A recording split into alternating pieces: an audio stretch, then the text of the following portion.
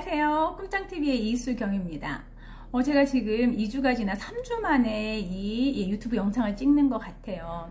그동안 나름대로 굉장히 힘든 일, 복잡한 일, 스트레스 받는 일이 많았습니다. 그래서 그게 해결이 막 안 되고 막 꼬이다 보니까 카메라 앞에 서는 게 쉽지가 않았어요. 그리고 하루 이틀 미루다 보니 3일, 4일 되고 일주일 지나고 2주일 지나고 아차 싶은 거죠. 아, 이래선 안 되겠다. 제가 아무리 뭐 유튜브가 저의 직업은 아니더라도 이 영상을 보시는 분들과의 약속이고 나 스스로에 대한 다짐인데 내가 이렇게 무너지다니 정말 깊이 반성하고 있습니다. 그래서 제가 이제는 정말 일주일에 최소한 3-4편의 영상은 찍겠습니다. 저는 이 영상이 단순히 제 일상을 찍는 게 아니잖아요. 어떠한 뭐 교육 정보라든지 동기부여 아니면 어떠한 거에 대해서 실천할 수 있는 방법적인 툴을 알려드리는 그러한 영상이죠. 그러니까 꿈을 만들고 꿈을 찾아가기 위한 그러한 과정 속에 필요한 부분들을 알려드리려고 하는 영상이다 보니 나름 많이 준비를 하거든요. 근데 이제 그런 부분에서 있어서 좀 많이 게을름이 있었습니다. 그렇지만 제가 이제 이렇게 유튜브는 한 2주째 못 찍었지만 블로그는 제가 꾸준히 매일 하나씩은 포스팅을 했어요. 그러니까 지금 네이버에 꿈찾기 교육연구소가 제가 운영하는 블로그인데 거기는 지금도 매일매일 제가 포스팅을 했습니다. 그러니까 모든 일이 그런 것 같아요. 한 번 무너지면 계속 무너지는 것 같아요. 그래서 이 멘탈을 지키는 게 굉장히 중요하다. 그래서 저도 앞으로는 정말 이 멘탈을 잘 지켜서 제가 약속드린 부분은 꼭 실천하도록 하겠습니다. 지금 주제는요. 네, 공부 잘하는 9가지 방법, 공부에 대한 이야기를 좀 해볼까 합니다. 이제 우리 시대는 평생학습 시대입니다. 그러니까 단순히 초중고 때만 공부하고 시험을 위한 공부가 아닌 평생 공부를 해야 되는 시대예요. 왜 그렇죠? 네, 새로운 지식과 정보가 계속 나오기 때문입니다. 그러니까 이 지식과 정보를 최대한 활용해서 새로운 문제들을 해결하고 관계들을 형성하고 그래야 하기 때문에 우리는 끊임없이 정말 죽을 때까지 공부를 해야 되는 거죠. 그러기 위해서는 이제 공부 잘하는 방법을 익혀야 됩니다. 공부란 뭐예요? 모르는 걸 알아가는 과정. 그렇죠? 이게 바로 공부입니다. 그러니까 끊임없이 이 공부를 해야 되는 이 시대에 어떻게 잘할 수 있을지 그 필살기 9가지를 알려드리겠습니다. 그 이전에 먼저 좀 우리가 체크해 봐야 되는 게 공부를 잘하기 위해서는 필요한 학습 능력 3가지가 있습니다. 그게 바로 이해력, 집중력, 기억력입니다. 이 3가지가 갖추어져 있다면 공부를 못할 수가 없겠죠. 지금 우리 시대에 우리가 이제 함께 공존하는 게 누구죠? 네, 바로 컴퓨터와 인공지능입니다. 그러니까 이제는 어거지로 머릿속에 지식을 넣지 않아도 이 2가지를 활용한다라면 언제 어디서든지 내가 원하는 정보와 지식을 찾아낼 수 있어요. 그런데 지금의 지식은 뭐냐? 내가 활용할 수 있는 지식이어야 된다.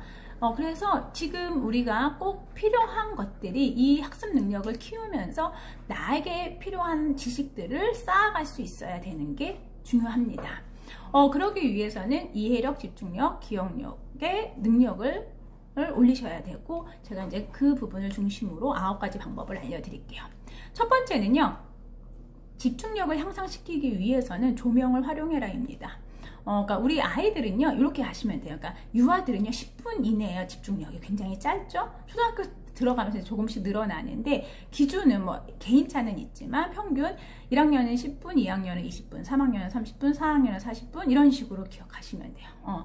그런데 이제 다 개인차는 있습니다. 그런데 우리가 어떻게 환경을 또 만들어 주느냐에 따라서 집중력의 이제 질이 달라질 수 있습니다. 그래서 이제 환경적인 걸 보자라면 책상에서 공부를 할 때 주변의 불빛이가 보다 책상의 불빛을 약간 좀 높게 해주시면 집중력에 좀 도움이 됩니다. 두 번째는요, 기억력 향상을 위해서 같은 책을 5번 이상 반복해서 읽어라입니다. 우리 인간은 망각을 합니다. 잊어버리죠. 인공지능과 우리가 싸워서 이길 수가 없는 게 이제 지식을 억지로 주입하는 게 의미가 없는 게 얘네들은 어차피 입력이 되면 데이터화 되면 언제 어디서든 간에 꺼내 쓸 수 있다. 근데 우리는 뭐요? 입력을 해도 또 잊어버려요. 그래서 망각을 하잖아요. 그래서 5번 이상은 반복해서 읽어줘야만 학습해줘야만 완벽하게 장기 기억으로 갈 수 있습니다. 그래서 복습이 중요한 거예요. 복습이. 그런데 이때 이렇게 5번을 읽을 때 그게 단순히 책만이 아니라 문제집도 마찬가지예요. 그래서 문제집을 아는 문제 계속 그러니까 하는 거는요, 시간 낭비. 그러니까 모르는 문제, 틀린 문제를 철저하게 완벽하게 내 것으로 소화해내는 게 중요합니다. 그래서 이때 완벽하게 개념부터 과정까지 이해한다라면 5번 정도 보면은 다 된다라는 거죠. 그래서 문제집을 여러 권 보고 막 책을 많이 본다고 좋은 게 아니라 하나의 책을 완벽하게 소화하고 하나의 문제집을 완벽하게 소화해내는 게 중요하다. 그다음에 이제 3번째는요, 우리가 같은 내용의 것에 책을 2권 이상을 비교 분석하면서 봐라 이겁니다. 그러니까 이제 기준이 되는 책 하나가 있다라면은 이제 그걸 읽으면서 이해가 안 되거나 그러는 게 있으면은 그러니까 두 번째 책을 활용을 해서 그 내용을 이해하고, 책을 읽다가 어휘라든지 단어가 모르는 게 있으면 그냥 넘어가는 게 아니라 꼭 어휘 노트라든지 이런 거를 작성하면서 개념을 이해하면서 학습을 하는 게 중요합니다. 그래서 나중에 단권화를 만들어서 나만의 노트, 나만의 책을 만들어 보는 게 중요하다라는 거. 네, 그 다음에 4번째는요, 이제 우리가 이제 집중력에 대해서도 기억력에 대해서도 좀 봤다면 이해력 부분은 뭐로 하는 게 가장 좋냐? 책을 많이 읽으시는 게 중요해요. 이게 바로 4번째입니다. 그래서 책을 많이 읽게 하는 게 중요한데 언제? 유아기랑 초등 저학년 때 독서 습관은 돼야 됩니다. 그러니까 요즘에 미디어가 많이 노출되어 있어서 아이들이 다양한 채널로 많이 자극이 되기 때문에 책을 점점 멀리해요. 그래서 유아기나 초등 시기에는 어른들의 역할이 중요합니다. 그러니까 의무적으로 책을 볼 수 있는 시간, 환경을 만들어 놓는 게 필요합니다. 그래서 배경 지식이 많아야 나중에도 문제 해결을 할 수 있는 힘이 있다. 그래서 독서는 늘 생활화해야 된다. 책을 많이 읽게 해주시는 이 환경 굉장히 필요합니다. 그 다음에 5번째는요, 평상시 때 공부했던 내용을 손으로 쓰거나 말을 하게끔 해야 됩니다. 그러니까 누구한테 설명할 수 있어야 돼요. 그러니까 우리가 메타인지가 이제 여기서 좀 나오는데요. 우리는 지식을 활용할 수 있으려면 완벽한 내 지식을 활용할 수밖에 없습니다. 아는 것 같고 모르는 것 같으면 그건 활용할 수가 없는 지식이에요. 그러니까 시험으로 해서 단기 기억으로는 해서 할 수는 있어요. 근데 이제는 그런 시험 패턴이 아니에요. 아이들이 학교에서도 뭐 수행평가다, 프로젝트 평가다, 과정형 평가다 다 뭐요? 자기의 자연스러운 알을 토대로 평가를 해준다라는 거죠. 그래서 지금 우리 아이들한테 필요한 거는요, 본인이 알고 있는 거를 손으로 쓰게, 라이팅을 하게끔 해주고 스피킹, 말로 표현할 수 있게끔 해라. 그래서 제가 하브루타를 굉장히 강조하는 겁니다. 하브루타는요, 완벽하게 알지 않는 이상은 누구한테 설명할 수도 없고요, 누군가에게 질문할 수가 없어요. 그러니까 질문을 토대로 그 안에서 대화하고 토론하고 논쟁하는 거, 더 날카로운 질문 속에서 본인의 모르는 부분을 계속 깨우쳐 나가는 거. 그래서 하브루타가 좋은 교육법이라는 거예요. 그래서 유대인들이 전 세계적으로 이런 막강한 파워를 만들어낼 수 있었던 그 힘이 바로 이 하브루타입니다.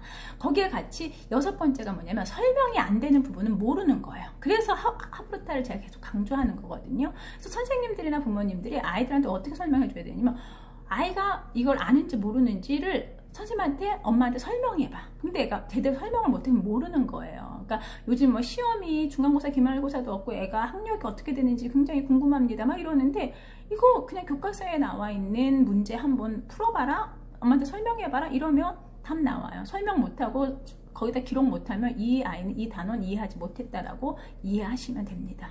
무슨 말씀인지 아시겠죠? 네, 굉장히 중요합니다. 그래서 설명을 못하면 모르는 거다. 그래서 설명이 안 되는 부분은 꼭 다시 공부하게끔 해주시는 게 필요합니다. 7번째는요, 자기만의 공부법을 꼭 찾아야 됩니다.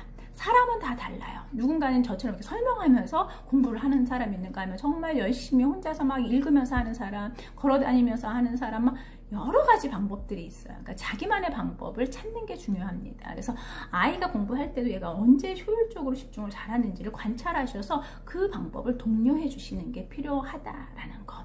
그 다음에 8번째는요, 주로 다니는 동선에 공부할 수 있는 그런 자료들을 많이 붙여 놓으세요. 포스트잇 같은 걸로 계속 붙여 놓으세요. 뭐 아이 화장실 굉장히 좋은 곳이고요. 그 다음에 뭐 피아노를 친다, 뭐 책을 본다, 블로그를 한다. 그런데 요소 아이가 지금 무엇에 관심이 있고 무엇을 공부하는지 체크를 해서 아이가 그 부분을 계속 자극받을 수 있게끔 해줘라. 이거 굉장히 좋은 공부 방법입니다. 그래서 포스트잇을 최대한 활용을 해서 아이들이 그때그때 지금 만약에 전쟁에 대해서 공부하면 전쟁에 대한 걸 이렇게 군데군데 이렇게 붙여놓는 거예요. 단어들만이라도. 그럼 아이가 그거 볼 때 다시 한번 생각할 수 있다라는 걸. 예, 마지막 9번째 너무 중요한 거, 원활한 좋은 가족 관계가 아이들의 공부에 굉장히 큰 도움이 됩니다. 제가 이제 자기주도 학습하면서도 많이 느끼는데요. 아이가 부모와의 갈등이 있거나 이러면은요, 공부의 효율이 떨어집니다. 그러니까 공부에 집중도 안 되고 공부를 못 해요. 그래서 좋은 가족 관계가 아이의 공부를 잘할 수 있게 해줍니다. 그래서 관계, 그러니까 특히 그러면서 부모님들이나 선생님들이 아이랑 소통이 계속 원활하게 이루어져야 되고, 애가 지금 어떤 게 마음을 쓰고 있는지 이런 걸 계속적으로 이제 이렇게 체크해서 인정해주고 들어주고 이런 부분들을 하셔서 좋은 관계를 유지했을 때 아이가 안정적으로 공부를 잘 할 수 있다라는 거 또한 기억을 해주셨으면 좋겠습니다. 제가 지금 말씀드린 이 9가지 공부 방법 너무 중요한 거고요. 충분히 실천할 수 있는 부분이에요. 다시 한번 영상 보시면서 꼭 실천하실 수 있는 그런 현명한 우리 부모님, 선생님이 되셨으면 좋겠고요. 우리 아이들이 그래서 정말 자기가 공부하는 게 즐거움으로 계속 유지되었으면 좋겠습니다. 네, 저는 여기서 마무리할 거고요. 다음에 더 좋은 영상으로 다시 찾아뵐게요. 감사합니다.